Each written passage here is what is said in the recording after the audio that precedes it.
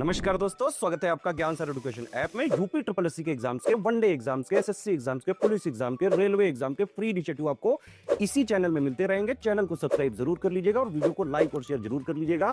और हमारे ऐप ज्ञान सर एजुकेशन ऐप को गूगल प्ले स्टोर से आप इंस्टॉल जरूर कर लीजिएगा। इसमें सारे वनडे के एग्जाम्स के कोर्सेज आपको मिलेंगे बहुत ही कम दामों में। तो दोस्तों, आज पॉलिटी का क्विज का दूसरा दिन है। आज अपने पॉलिटी के क्विज के दूसरे वीडियो को देखते हैं। कल मैंने 15 क्वेश्चन का आपको शानदार एमसीक्यू का क्विज प्रैक्टिस कराई थी, नहीं देखा है तो कल का भी देख लीजिए। और ज्योग्राफी वगैरह का भी पढ़ा है, उसको भी आप प्रैक्टिस कर सकते हो। और ऐसे शानदार क्विज को, मतलब पूरी टेस्ट सीरीज को, 25 टेस्ट सीरीज को आप प्राप्त कर सकते हो मात्र 99 रुपीज़ में ज्ञान सर एजुकेशन ऐप पे। इस पे ज्ञान सर एजुकेशन ऐप पे लेटेस्ट ट्रेंड और रिवाइज अपडेटेड सिलेबस के अनुसार ही ये सारे टेस्ट हैं। मात्र 99 में ज्ञान सर एजुकेशन ऐप पे मिलेगा। कोड लगाइएगा ज्ञान सर, डिस्काउंट आपको फ्लैट 80% का डिस्काउंट मिल जाएगा। चलो पहला सवाल आज का देख लेते हैं। कह रहा है, केंद्र और राज्यों के बीच शक्तियों का जो विभाजन है एक संघीय व्यवस्था में किसके द्वारा किया जाता है ना। डिवीजन ऑफ पावर जो है between centre and state is done by dash in federal system. तो सुप्रीम कोर्ट, संसद, राष्ट्रपति, ये संविधान कौन करता है भैया? तो ऑब्वियसली कॉन्स्टिट्यूशन करता है। ठीक है, जैसे भारत में भाई केंद्र और राज्यों के बीच शक्तियों का बंटवारा। बलवंत राय मेहता समिति द्वारा कितने स्तरीय पंचायतों की गठन की सिफारिश की गई है? How many level panchayat have been recommended by Balwant Rai Mehta committee? ठीक, 3, 2, 4 या 2, मतलब 3, 1, 4 या 2। तो बहुत ही आसान है और इम्पोर्टेंट भी है। बलवंत राय मेहता कमेटी 1957 में बनी थी। इसने 3 टायर गवर्नमेंट बताया था कि भैया ग्राम में, गाँव में ग्राम पंचायत होनी चाहिए। फिर ब्लॉक में क्या होना चाहिए? ब्लॉक में फिर बोला था इन्होंने मतलब ब्लॉक में पंचायत समिति होनी चाहिए, विलेज लेवल पे ग्राम पंचायत। फिर ब्लॉक है तो ब्लॉक में पंचायत समिति, और जिला है तो जिला पर परिषद होना चाहिए, डिस्ट्रिक्ट लेवल पे, है ना। ये बताया था 1957 में। फिर कह रहे हैं 1947 में गठित स्वतंत्र भारत के पहले मंत्रिमंडल में निम्नलिखित में से किसे स्वास्थ्य मंत्रालय दिया गया है? हेल्थ मिनिस्टर किसे दिया गया था पहली कैबिनेट में, जो फर्स्ट कैबिनेट बनी थी फ्री इंडिया की 1947 में? तो पहली कैबिनेट में हेल्थ मिनिस्ट्री दी गई थी राजकुमारी अमृत कौर को। ठीक है। मौलिक कर्तव्य से संबंधित प्रावधान निम्नलिखित में से किस देश से लिए गए हैं? The provision related to fundamental duty have been taken from which of the following country? तो ये लिए गए हैं किससे? रशियन कॉन्स्टिट्यूशन, रूसी संविधान से। ठीक है। इसके बाद कह रहा है, under which of the following article of Indian constitution administrator of union territory can promulgate ordinance?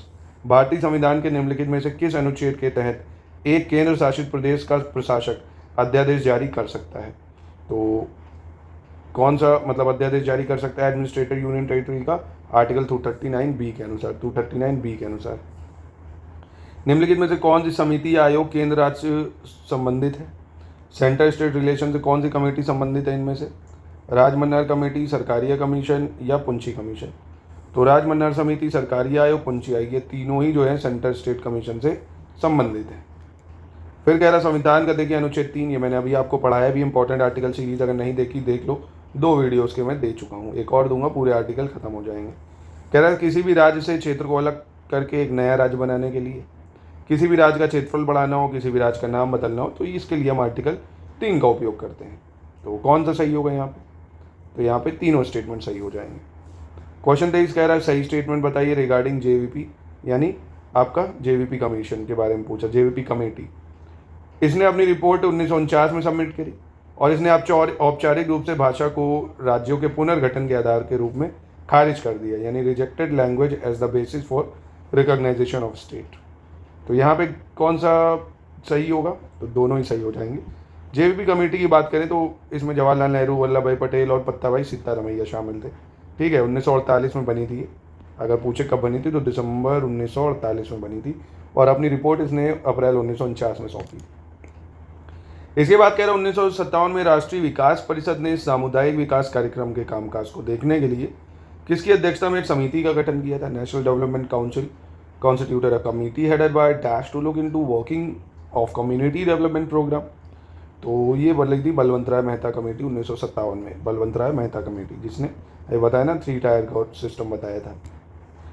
फिर कह रहा जिला न्यायाधीश के रूप में नियुक्त होने वाले व्यक्ति में कौन सी योग्यता होनी चाहिए, है ना। डिस्ट्रिक्ट जज अगर बनना है तो उसमें कौन कौन सी क्वालिफिकेशन होनी चाहिए?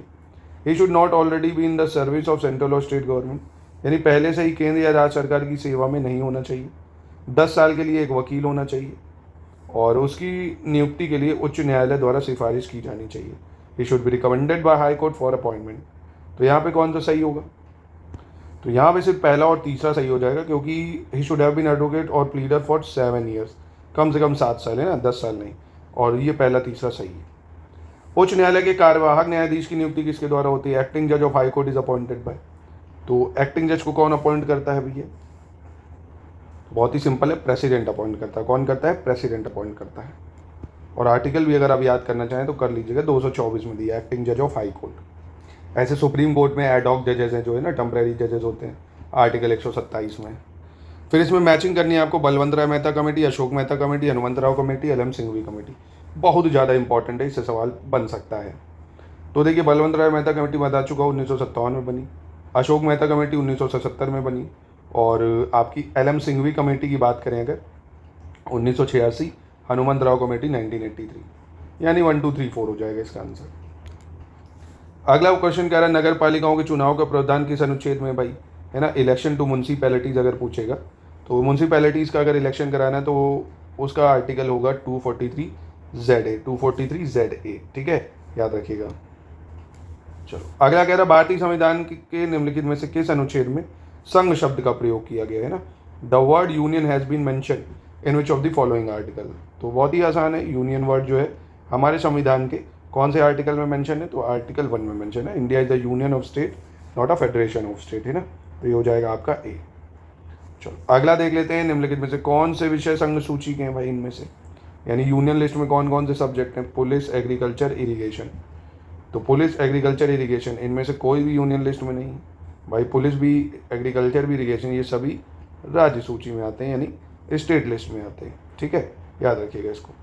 तो कैसा लगा प्रश्न उत्तरी? आपको मज़ा आया तो बताइए कमेंट बॉक्स में, और ऐसे ही शानदार सारे सब्जेक्ट के जाइए हमारी ऐप में, अनलिमिटेड टेस्ट अटेम्प्ट कर लीजिए, आप मिल जाएंगे आपको 25 टेस्ट अनलिमिटेड अटेम्प्ट के साथ ज्ञान सर एजुकेशन ऐप में।